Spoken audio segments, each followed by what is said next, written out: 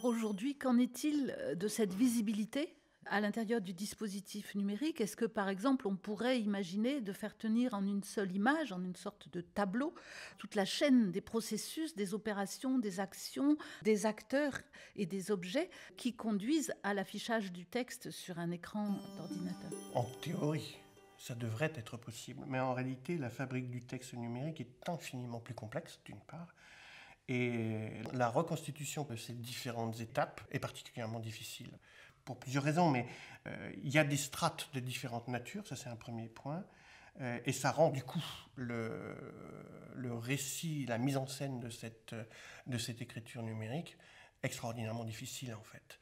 Et ça demande un véritable travail de recherche.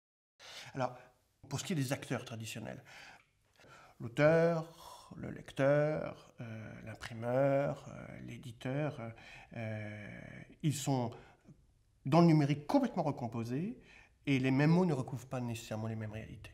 Donc en fait, on est aussi dans un état, dans un moment où les termes doivent être repensés. Mais vraiment, c'est-à-dire en fait, qu'est-ce que l'on met derrière le terme de lecteur, derrière le terme d'écrivant, d'écrit. Alors Barthes disait déjà l'écrivant pour donner une distinction intéressante et importante. Donc tous ces termes-là que l'on utilise, est-ce que l'on peut parler d'éditeur au sens plein du terme, etc.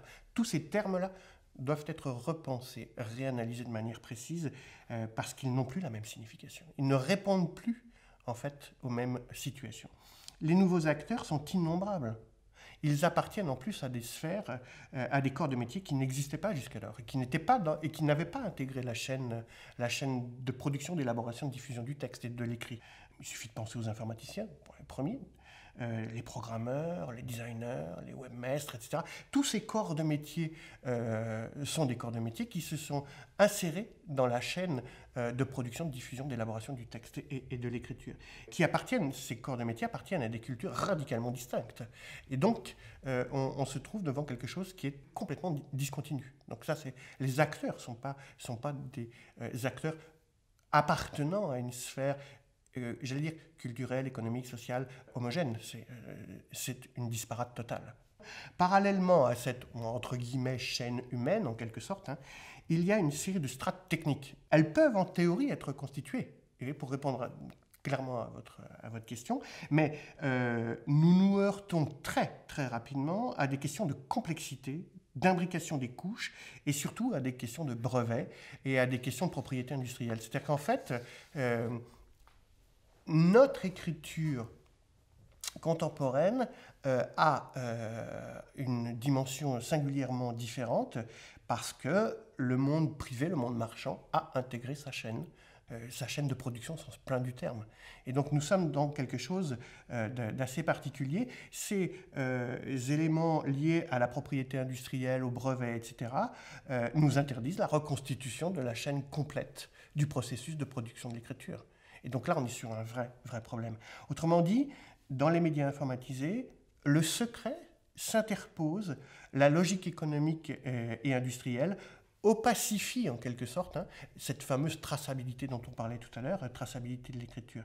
Nous sommes confrontés donc à deux niveaux d'inaccessibilité qui théoriquement sont accessibles, mais qui sont de fait inaccessibles.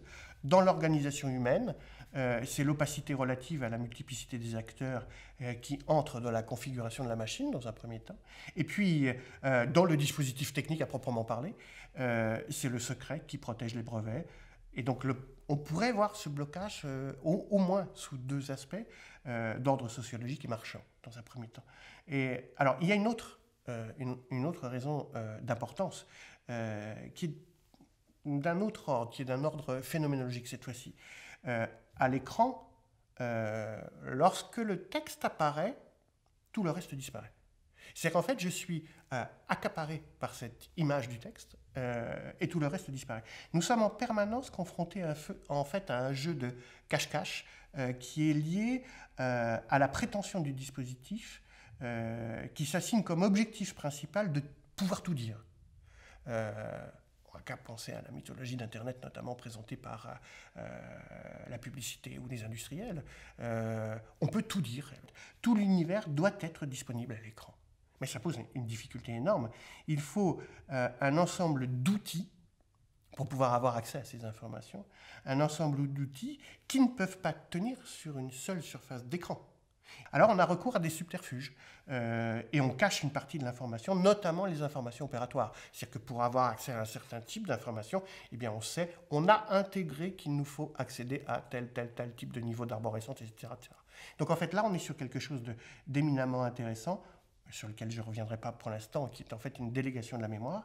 Et lorsque l'écriture se contente d'une page, d'une plume et d'un encrier, tout va bien, c'est d'une simplicité absolue. Je vois mon texte, on l'a vu sur cette image, c'est superbe. J'ai une vue synoptique parfaite, je sais où ça se situe d'un point de vue idéologique, j'ai mes hauteurs, mes cadres, etc. Tout est admirablement lisible. Et c'est une toute autre paire de manches lorsque je suis confronté à l'ensemble des signes, des liens, des outils ou des parcours nécessaires à un écrit sur un écran, par exemple. Et là, je suis dans une complexité qui est d'une toute autre nature. Et en fait, c'est une des raisons, elle est intéressante à voir aussi, c'est une des raisons pour lesquelles le design, qui est une discipline qui monte beaucoup depuis peu d'années, est en fait un des enjeux majeurs de la communication et de la communication sur écran. Parce qu'on voit bien qu'on est confronté à une difficulté d'ordre phénoménologique, d'accès synthétique et pratique opératoire, en fait, à une information qui est exponentielle. Et donc, il faut qu'on ait cette articulation entre les deux. Est-ce qu'on peut pour autant risquer une sorte de comparaison terme à terme, ou bien est-ce que les entités elles-mêmes cessent d'être pertinentes? Non, parce que tous les repères ont bougé, en fait. En fait, tous les repères ont bougé, et donc il faut qu'on revoie, ce que je disais tout à l'heure, il faut qu'on revoie notre rapport au vocabulaire qui désigne les choses, c'est extrêmement important. Il faut qu'on revoie aussi les choses et qu'on les analyse de manière sereine. Bon, à commencer par le texte, tout d'abord. Il est scindé en différents espaces et en différents temps. Et donc ça, déjà en soi, c'est énorme. Dans le disque dur, sur les réseaux, dans la mémoire vive, ou à l'écran, eh bien, il a des strates, où là, il a des espaces et des temporalités d'apparition ou de présence, mais pas à l'œil humain. La nature des rapports qu'entretiennent la matière, les supports et l'écriture a radicalement changé. Donc là, on est sur des transformations de fond. Ainsi, lorsque l'écran s'éteint, mon écrit disparaît, purement et simplement. Il était là il y a quelques secondes, j'éteins et je n'ai plus rien. L'écrit disparaît de la vue du lecteur. Et c'est un phénomène étonnant, c'est un phénomène nouveau dans l'histoire de l'écriture. Mais il reste potentiellement recomposable.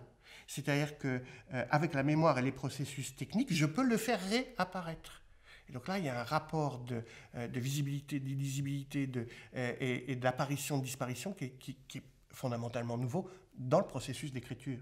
Et le texte peut être configuré en fonction de chaque support.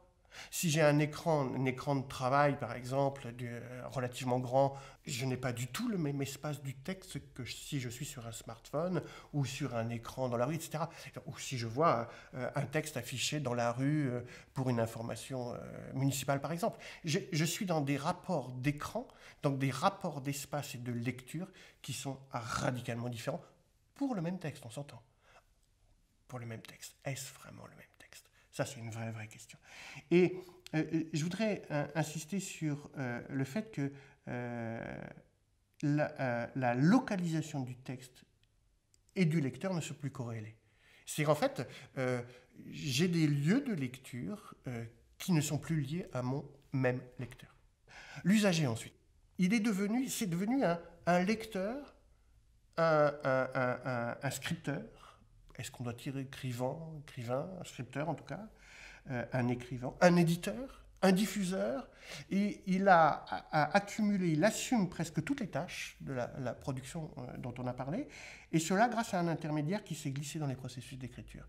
C'est ce qu'on a appelé l'architexte, c'est-à-dire en fait un outil, pour faire vite, c'est un logiciel, c'est un outil d'écriture écrit qui permet d'écrire sur les écrans. C'est qu'en fait, si je considère mon dispositif technique, je l'allume, je vois apparaître un écran, bon, j'ai toute une série de fonctions, je laisse tomber tout ça. Pour que je puisse écrire, il me faut un outil singulier, un logiciel, qui me permet d'écrire. Ça, c'est une mutation radicale, pour le coup, dans l'histoire de l'écriture. C'est la première fois dans l'histoire de l'écriture que l'homme se dote d'un outil intermédiaire qui lui permet de lire et écrire. Jusqu'à présent, il pouvait avoir accès à son livre, à son manuscrit de manière directe. Là, non, il y a quelque chose qui a été transformé. Mais cet architecte rend possible l'écriture à l'écran. Lorsqu'il va la rendre possible, il va la baliser. Il va complètement la formater.